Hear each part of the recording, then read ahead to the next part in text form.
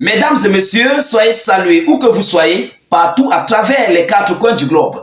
Alors, c'est très chaud sur les alliés de l'OTAN. Ils se séparent désormais à queue de poisson. Après une si belle défaite cuisante d'Israël, une défaite imminente et grandissime que l'Iran vient de mettre sur l'ensemble du territoire israélien ces dernières 24 heures. Mesdames, mesdemoiselles et messieurs, les autorités israéliennes, plus précisément Netanyahou et son ministre des Affaires étrangères, ont complètement tourné le dos au secrétaire général de l'ONU, M. Antonio Guterres. Oui, Israël se tourne désormais, mais envoie toute sa colère qu'ils ont contre l'ONU. Alors, pour cela, M. Antonio Guterres a été déclaré persona non grata sur l'ensemble du territoire israélien.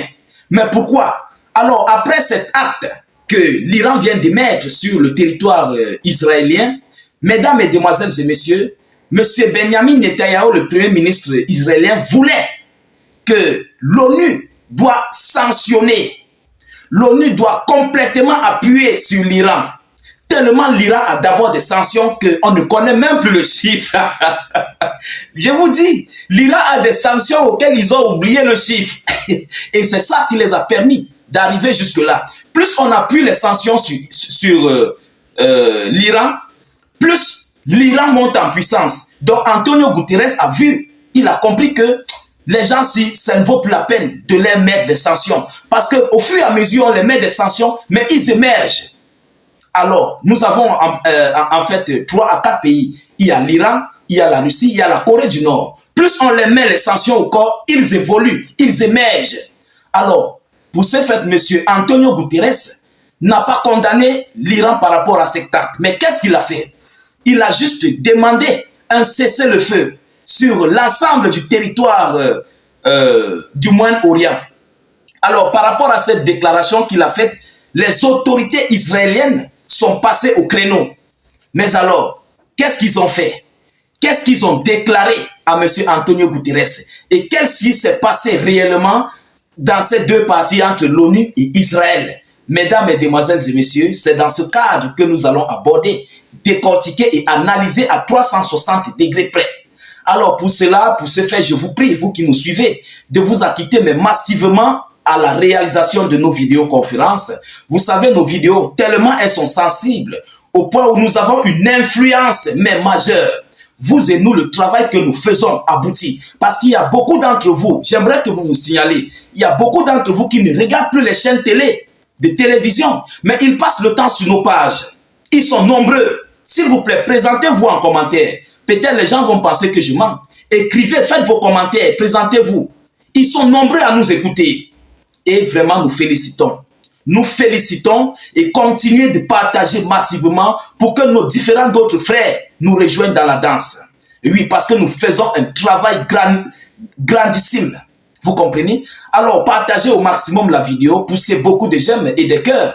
N'hésitez pas de cliquer sur le lien de notre chaîne YouTube dans les zones de commentaires. Abonnez-vous au maximum. Dès que vous cliquez sur le lien, ça s'ouvre. Vous cliquez ensuite sur subscribe ou encore sur s'abonner. Et vous cliquez la cloche de notification juste à côté. C'est une mesure de prévention. Au cas où notre chaîne, notre page Facebook va sauter, on se retrouve tous là-bas. Nous devons élargir nos canaux de diffusion pour avoir plus de force. C'est ça en fait. Alors, mesdames, mesdemoiselles et messieurs, qu'est-ce qu'ils se sont dit? Qu'est-ce qui s'est réellement passé entre Israël et l'ONU? Alors, permettez-moi ici de vous donner l'annonce officielle et puis nous allons entrer tout droit dans les décorticages et les analyses. Alors, selon les informations venant tout droit d'Israël, écoutez ce qu'ils disent.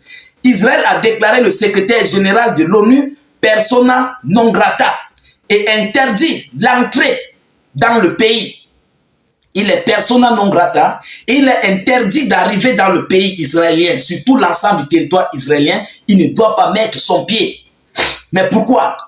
Écoutez, le ministre israélien des Affaires étrangères, Israël Katz, a accusé Antonio Guterres de ne pas vouloir condamner l'Iran et le Hamas.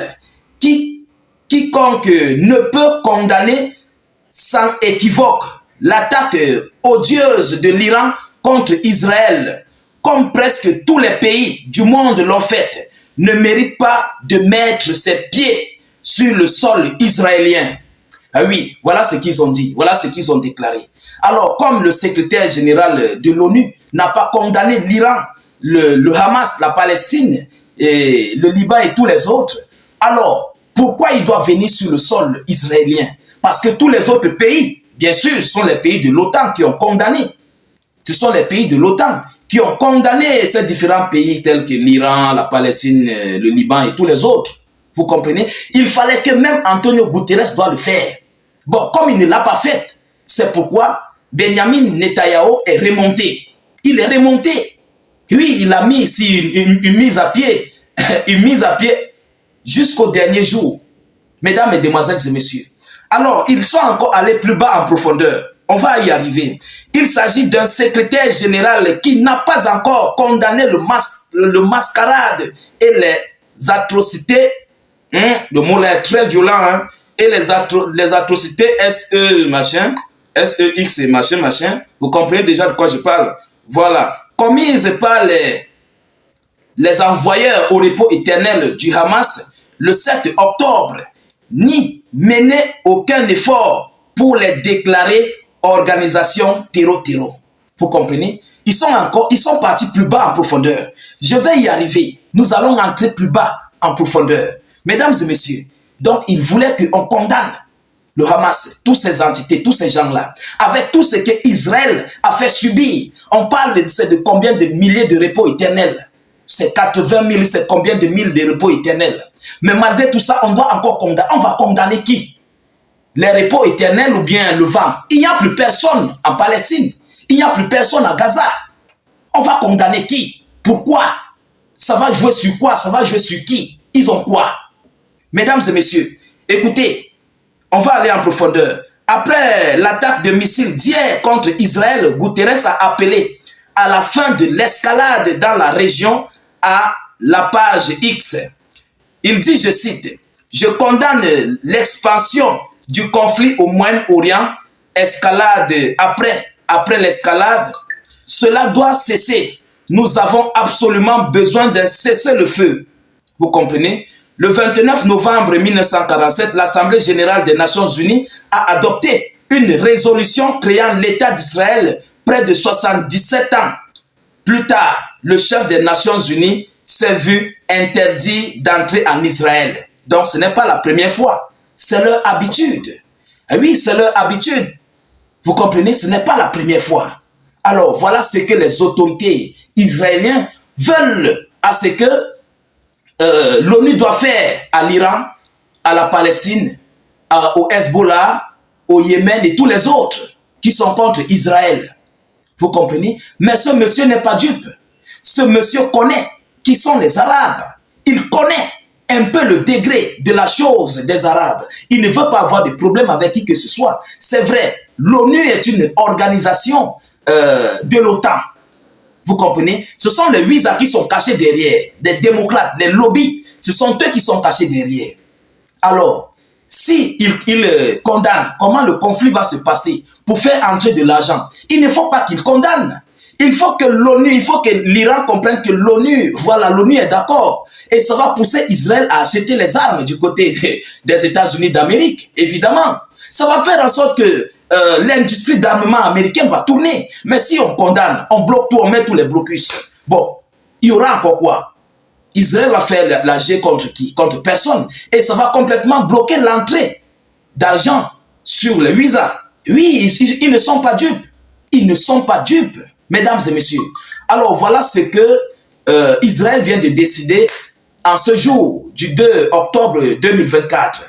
Mais nous continuons de suivre cette actualité de près. Je vous assure qu'il y a des énormes nouvelles du côté d'Israël. Des repos éternels sans fin. Alors, nous continuons de suivre cette actualité. Je vous reviens avec des nouvelles actualités. Vous comprenez? N'oubliez pas de rejoindre notre chaîne YouTube dans le lien en commentaire. Dès que vous cliquez sur le lien, ça s'ouvre. Ensuite, vous cliquez sur subscribe ou encore sur s'abonner. Et puis, vous cliquez sur la cloche de notification juste à côté. Ne l'oubliez pas. Vous comprenez? C'est très important. Mesdames, Mesdemoiselles et Messieurs, partagez au maximum la vidéoconférence. Sécurisez-la avec beaucoup de j'aime et de cœurs. Je vous reviens tout à l'heure pour une prochaine série d'actualités. Soyez encore salués une fois de plus. Ciao, ciao.